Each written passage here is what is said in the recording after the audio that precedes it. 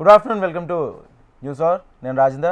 ఇక IPL auction special drive చూస్తే IPL యాక్షన్లో గత రికార్డులు బ్రేక్ అయ్యాయి. అవును, వేలంలో స్టార్ క్రికెటర్లపై కాసుల వర్షం కురిపించింది. ఫ్రాంచైజీలు హోరాహోరీగా పోటీ పడ్డ వేళ ఆటగాళ్లు పంటపడింది. ఐపీఎల్ యాక్షన్ తొలి రోజు 10 కోట్లు లేదా అంతకన్నా ఎక్కువగా పలిగిన ఆటగాళ్లు ఏకంగా 20 మంది ఉన్నారు. తొలి రోజు 10 ఫ్రాంచైజీలు కలిపి 72 మంది ఆటగాళ్లను కొనుగోలు చేశాయి. అయితే ఇందుకోసం 467.95 కోట్లు ఖర్చు చేశాయి. 4 ఆర్టీఎం కార్డులను ఉపయోగించాయి. అత్యధికంగా పంజాబ్ కింగ్స్ 10 మంది ఆటగాళ్లను దక్కించుకోగా అత్యల్పంగా ముంబై ఇండియన్స్ 4 క్రికెటర్లను తీసుకుంది.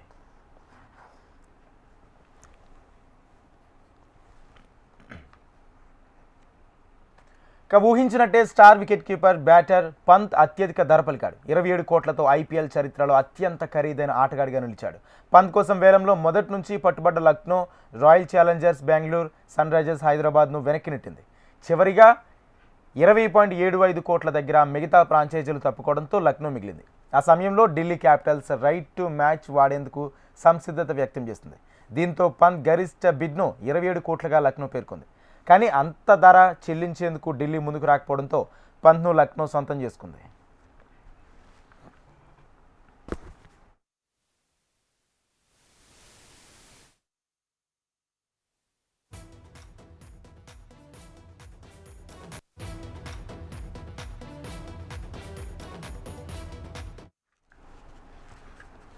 ఇక అంతకంటే ముందు శ్రేయస్ అయ్యర్ను పంజాబ్ కింగ్స్ 26.75 కోట్లకు కొనుగోలు చేసింది. శ్రేయస్ కెప్టెన్ మెటీరియల్ కావడంతో అతని కోసం ఫ్రాంచైజీలు పోటీ పడ్డాయి. పంజాబ్ దగ్గర ఎక్కువ మొత్తంలో మనీ పర్స్ ఉండడంతో మిగతా ఫ్రాంచైజీల కంటే అగ్రెసివ్గా బిడ్ చేసి అయ్యర్ను దక్కించుకుంది.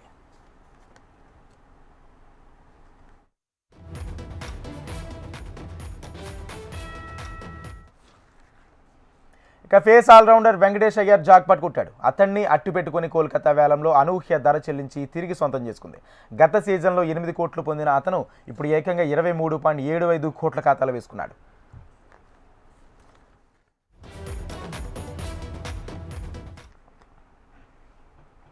తొలి రోజు మొదటి వేలానికి వచ్చిన ఫేసర్ హర్షదీప్ సింగ్కు మంచి ధర లభించింది. 18 కోట్లకు అతన్ని పంజాబ్ కింగ్స్ తిరిగి సొంతం చేసుకుంది.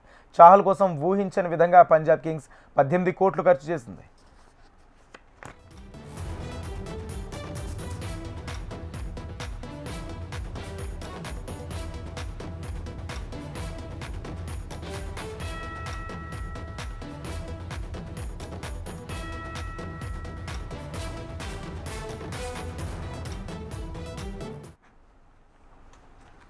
ఇదిలా ఉంటే భారీ అంచనాలను కేఎల్ రాహుల్ మాత్రం తక్కువ ధరకే సోల్డ్ అయ్యాడు. అతనిపై 20 కోట్లకు పైగా బిడ్ చేస్తారని అంతా భావించారు. కానీ ఆక్షన్లో 18 కోట్లకే రాహుల్ను ఢిల్లీ దక్కించుకుంది.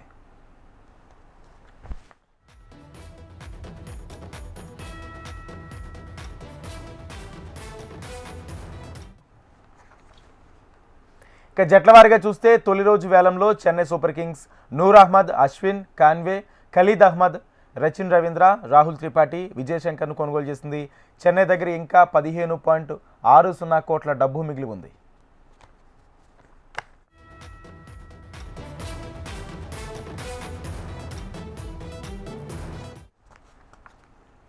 ఇక ముంబై విషయానికి వస్తే రిటెన్షన్లో ఎక్కువ మొత్తం ఖర్చు చేయడంతో ఆక్షన్లో ఆ ఫ్రాంచైజ్ ఆచితూచి వ్యవహరించింది. బర్డ్, సంబంధి రాబిన్, కర్ణ్ శర్మను దక్కించుకుంది. ఆ ఫ్రాంచైజ్ దగ్గర ఇంకా 26.10 కోట్ల మనీ పర్స్ ఉంది.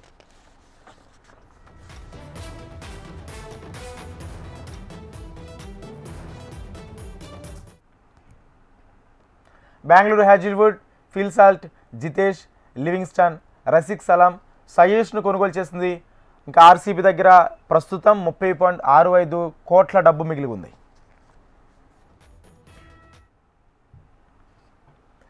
ఇక ఎస్ఆర్హెచ్ ఫ్రాంచైజీ ఇషాన్ కిషాన్ను షమి, హర్షల్, అభినవ్, రాహుల్ చౌదరి, జంపా, సిమర్జిత్, అధర్వాను దక్కించుకుంది. ఆ ఫ్రాంచైజ్ దగ్గర కేవలం 5.15 కోట్ల మాత్రమే మనీ పర్స్ మిగిలి ఉంది.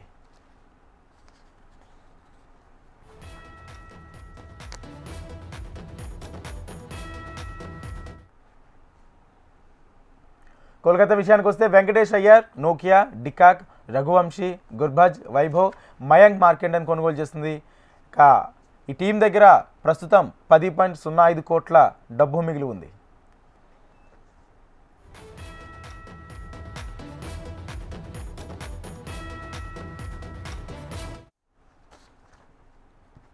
ఇక రాజస్థాన్ చూసుకుంటే ఆర్చర్, హసరంగా, తీక్షణ, ఆకాష్ మధ్వాల్, కుమార్ కార్తికేయన్ తీసుకుంది.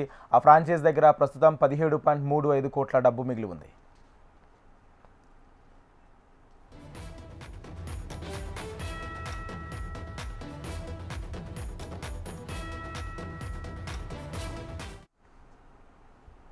ఫస్ట్ డే యాక్షన్లో Delhi KL Rahul, Starc Natarajan, Fraser, Harry Brook, Ashutosh, Mohit Sharma, Sameer Rizvi, Karun Nair దక్కించుకుంది.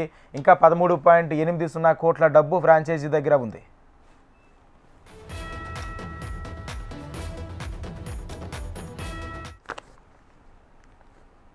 Gujarat franchise Buttler, Siraj, Rabada, Prasidh Krishna, Mahipal, Lomror, Kushagra, Manav, Anuj, నిషాంత్ను కొనుగోలు చేసింది. ఆ ఫ్రాంచైజ్ దగ్గర 17.50 కోట్ల డబ్బు మిగిలి ఉంది.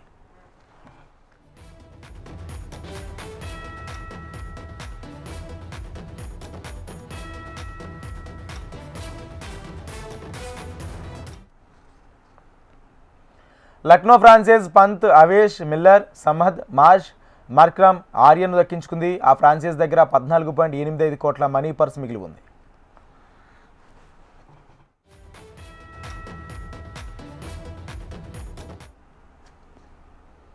ఇక పంజాబ్ ఫస్ట్ డే ఐపీఎల్ యాక్షన్లో శ్రేయస్, చాహల్, హర్షదీప్, స్టైనిల్, నెహ్వాల్, మ్యాక్స్, ఇక వైశాఖ్, యష్ ఠాకూర్, హర్ప్రీత్ బ్రౌర్, విష్ణు వినోద్ను కొనుగోలు చేస్తుంది. ఇంకా 22.50 కోట్ల డబ్బును ఆ ఫ్రాంచైజ్ దగ్గర ఉంది.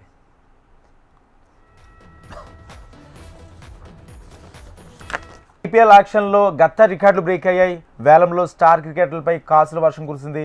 ఫ్రాంచైజీలు హోరాహోరీగా పోటీ పడవేళ ఆటగాళ్లు పంట పండిందని చెప్పుకోవచ్చు. అంటే గతంలో ఎన్నడూ లేని విధంగా సరికొత్తగా ఇంకా ఎక్కువగా ఆటగాళ్లు ఈ యాక్షన్లో వేలంలో దక్కించుకున్నారు. అంటే మొత్తంగా తొలి రోజే చూసుకుంటే 467.95 కోట్ల మేర ఫ్రాంచైజీలు ఖర్చు చేశాయి. దీనికి సంబంధించి మనతో పాటు డిస్కస్ చేయడానికి స్పోర్ట్స్ అనలిస్టులు సుధీర్ గారు ఉన్నారు. నమస్తే అండి. రామ్ ప్రసాద్ గారు ఉన్నారు. నమస్తే, చెప్పండి సార్. సుధీర్ గారు, ఏంటి ఏ విధంగా చూడొచ్చు? అంటే రోజు రోజుకి ఆటగాళ్ల విలువ పెరిగిపోతుంది. ప్లేయర్స్ విలువ ఆఫ్ కోర్స్ వాళ్ళ పర్ఫార్మెన్స్ ని బట్టి పెరిగిపోతుంది, డౌటే లేదు. ఇప్పుడు ఒక చిన్న ఎగ్జాంపుల్ మనం తీసుకోవాలంటే రిషబ్ పంత్ విషయం నిన్న మాట్లాడుకున్నాం, తర్వాత శ్రేయస్ అయ్యర్ విషయం మాట్లాడుకున్నాం, కేఎల్ రాహుల్ అతడు ఫామ్ లో మరొకసారి రావడంతో ఢిల్లీ అతన్ని క్యాప్చర్ చేసుకున్నారు. అండ్ జాస్ బట్లర్ 1 year తర్వాత, దాదాపు 6-7 months గ్యాప్ తర్వాత నిన్న అతన్ని ఎంత రేటు పెట్టుకోలుకున్నారో మనకు తెలిసిపోయింది. సో అంటే వాళ్ళ పర్ఫార్మెన్స్ ని బట్టి వాళ్ళ యొక్క విలువ పెరుగుతుంది. పర్ఫార్మెన్స్ లేకపోతే ఎవరు కూడా ఎవరిని అజ్జారు. సో ఐ థింక్ కొన్ని విషయాల్లో మాత్రం ఎక్స్పెక్టెడ్ గానే జరిగింది చెప్పాలి.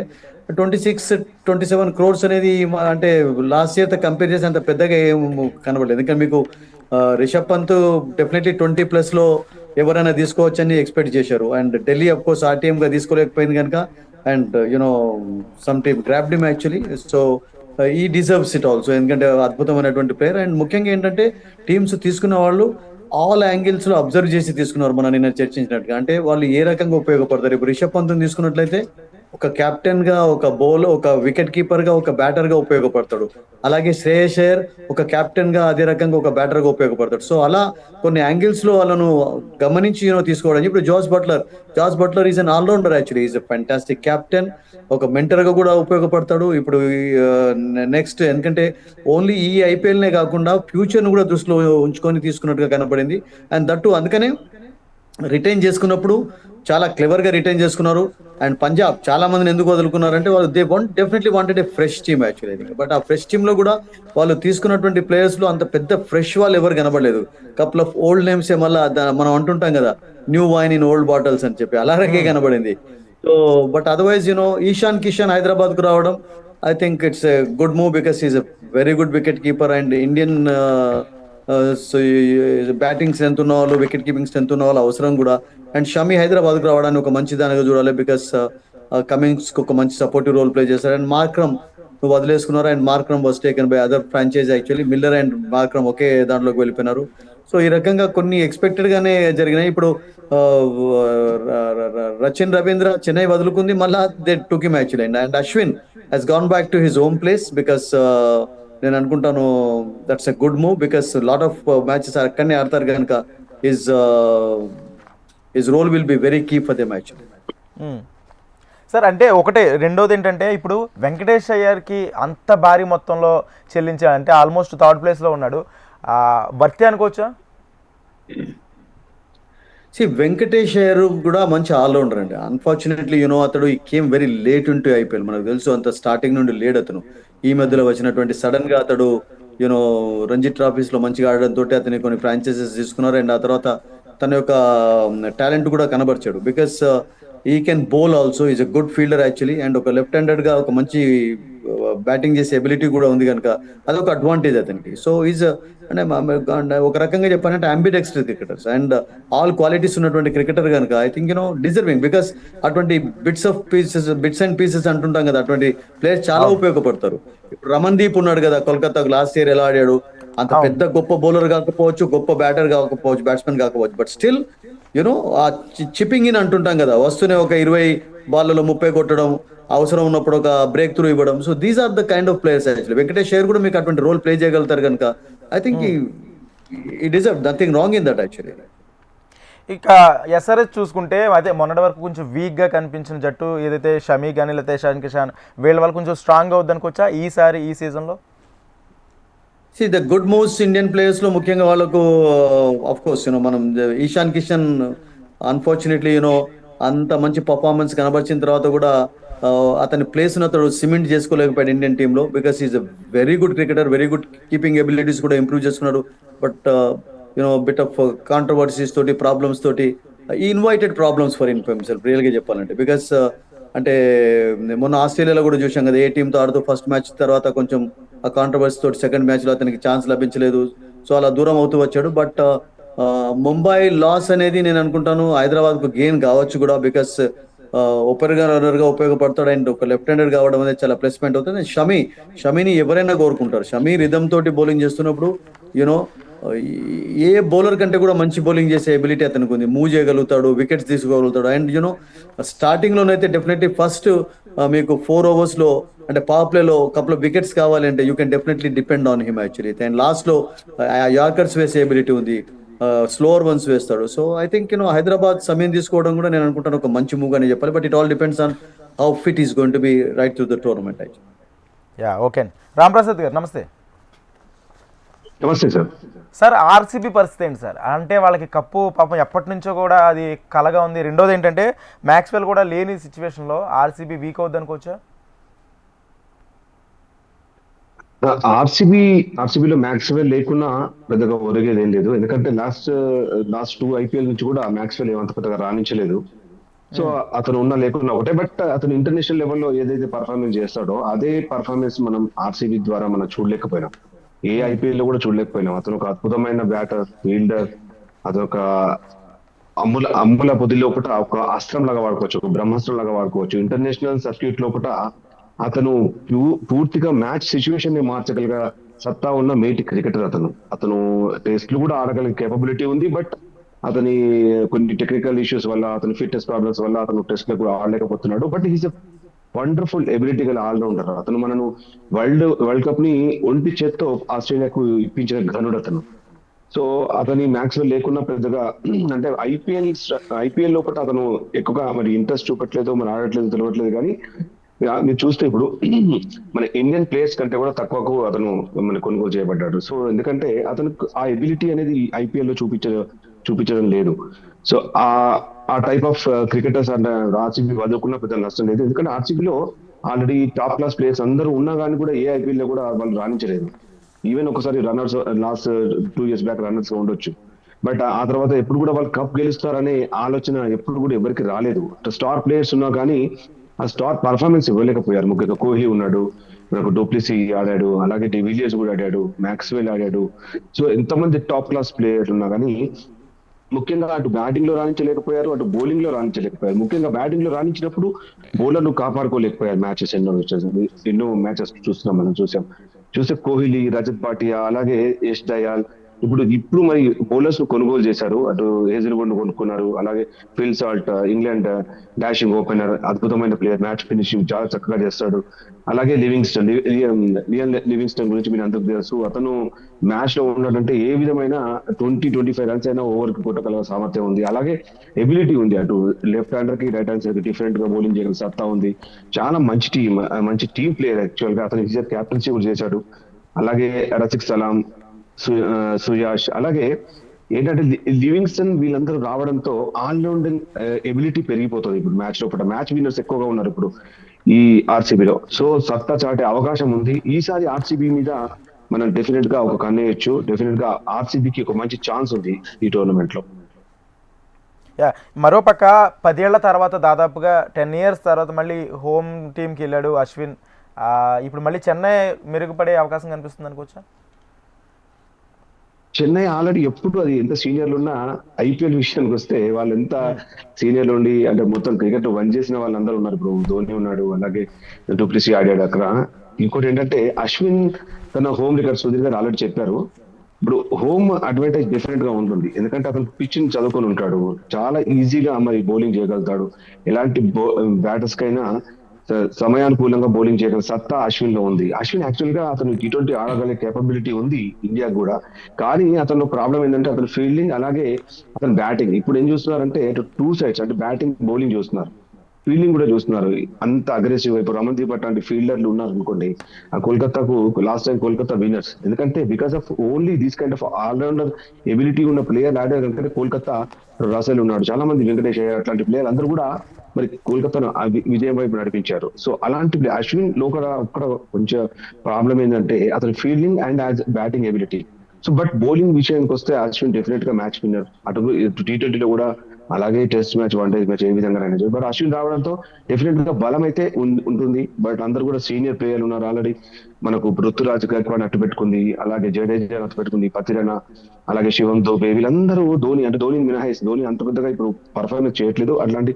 బట్ వాళ్ళకి ఒక సీనియర్ ప్లేయర్ కావాలి, అంటే జట్టును నడిపించే నాయకుడు కావాలి అనే ఉద్దేశంతో ధోనిని కంటిన్యూ చేస్తున్నట్టుగా నాకు అనిపిస్తుంది. ఎందుకంటే అతనైతే బ్యాటింగ్ లో ముందు వచ్చే అవకాశాలు లేవు.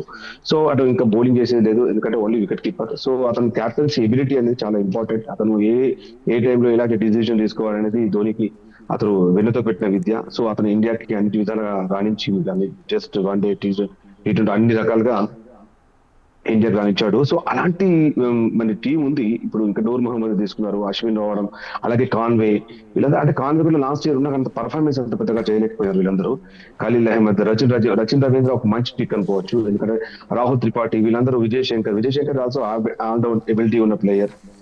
అలాగే ఏంటంటే 104.4 crores వీళ్ళు ఖర్చు పెట్టడం జరిగింది. ఇంకా వాళ్ళ దగ్గర 50.6 ఇంకా క్రోర్స్ ఉన్నాయి. సో ఈ రోజు కూడా ఏమన్నా మంచి అవకాశం ఉంటే మంచి ప్లేయర్ కూడా తీసుకునే అవకాశం ఉంటుంది. బట్ మోస్ట్ అంటే డెఫినెట్ గా ఒక మంచి టీం, అంటే విన్నర్స్ అయ్యే అవకాశం అంత తక్కువనే కానీ, బట్ మంచి టీం అయితే డెఫినెట్ గా మంచి టీం.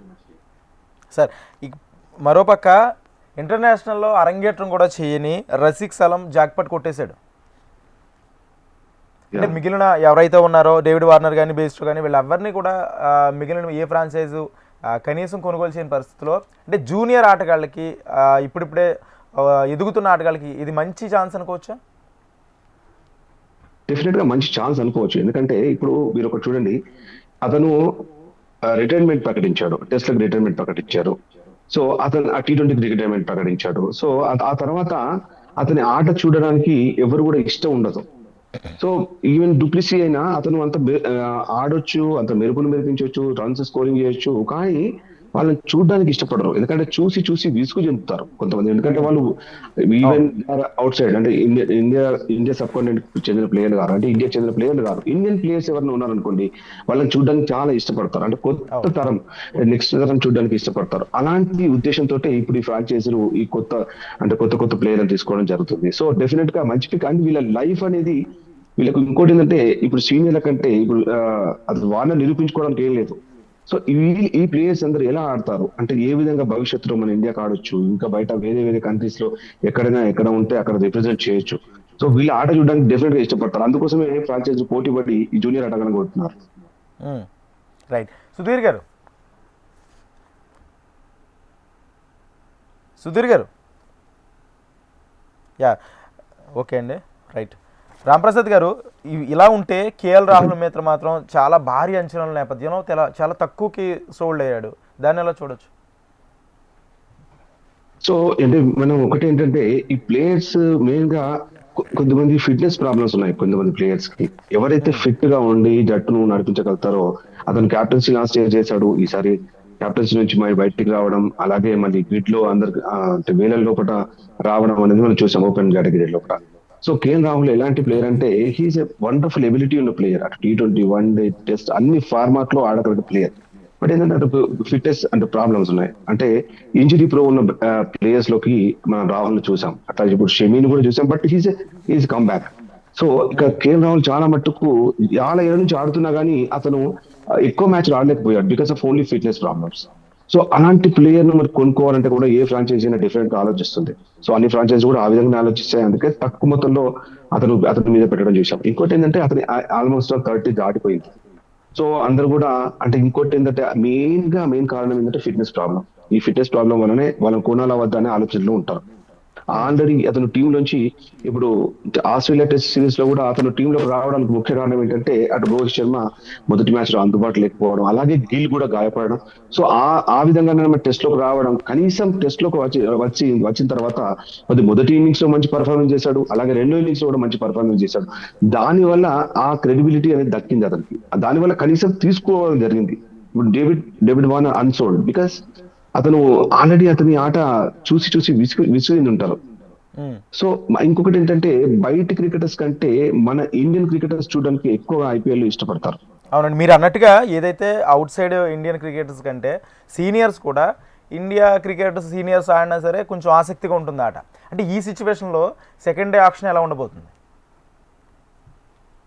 సెకండ్ డే ప్రోగ్రెసివ్ ఉంటుంది డెఫినెట్ గా. ఎవరైతే కొంచెం ఉపయోగపడతారు అనే ప్లేయర్స్ అందరినీ కూడా తీసుకునే అవకాశం ఉంటుంది. ఎందుకంటే డబ్బులు కూడా ఇప్పుడు ఆల్మోస్ట్ అందరి దగ్గర కూడా ఇప్పుడు చెన్నై దగ్గర 15.6 crores, అలాగే ముంబై దగ్గర 26 crores, అలాగే బెంగళూరు దగ్గర 30 crores. అంటే ఈ డబ్బును ఏ విధంగా ఉందో అలాంటి ప్లేయర్ అని అక్కడ మనం బిల్డ్ చేయాల్సి వస్తుంది. సో ఇక్కడ ఈ అమౌంట్ కి ప్లేయర్స్ కి రిలేటెడ్ ఉంటుంది. కొద్దిగా ఒక విధంగా చూస్తే డిఫికల్ట్ సిచ్యువేషన్స్ అందరికి కూడా.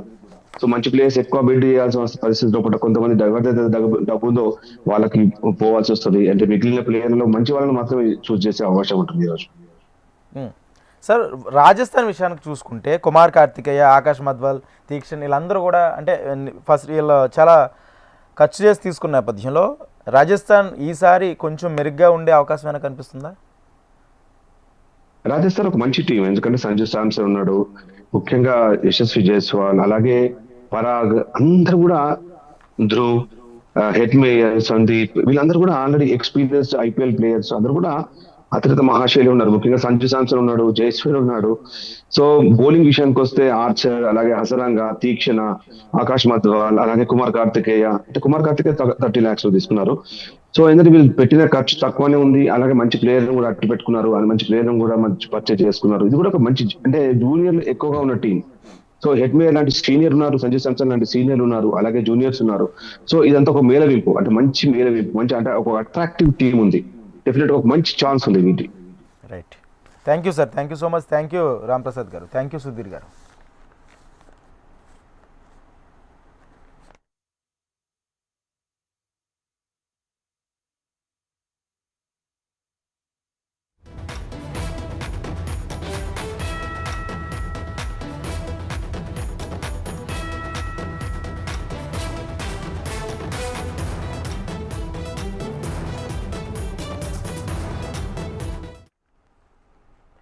సొంత గడ్డపై న్యూజిలాండ్ చేతిలో వైట్ వాష్. దీంతో బీజీటీ సిరీస్లో టీమిండియా కనీసం ఒక్క మ్యాచ్ అయినా గెలుస్తుందనే విమర్శలున్నాయి. అయితే ఎన్నో అనుమానాలు, విమర్శల మధ్య ఆసీస్ గడ్డపై అడుగుపెట్టిన టీమిండియా వాటన్నింటినీ పటాపంచలు చేస్తూ తొలి టెస్ట్లోనే ఆస్ట్రేలియాను మట్టి కనిపించింది.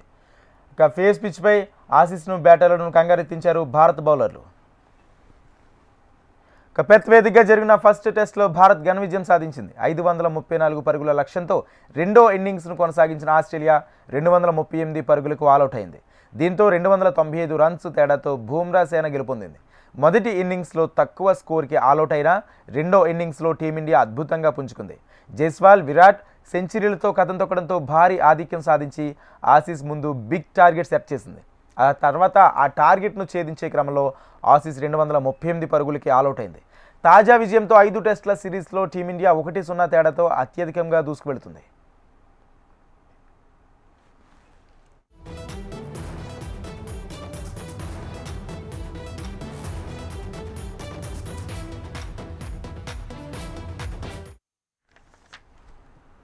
మొత్తంగా ఐపీఎల్ యాక్షన్లో తొలి రోజు ఆటగాళ్ళ పంట పండింది అనుకోవచ్చు. ఇక రెండో రోజు ఎవరెవరు ఎంతకి వెళ్తారో కూడా తర్వాత అప్డేట్స్ చూద్దాం. ఇవి ఇవాల్టి special drive. Keep watching HM TV.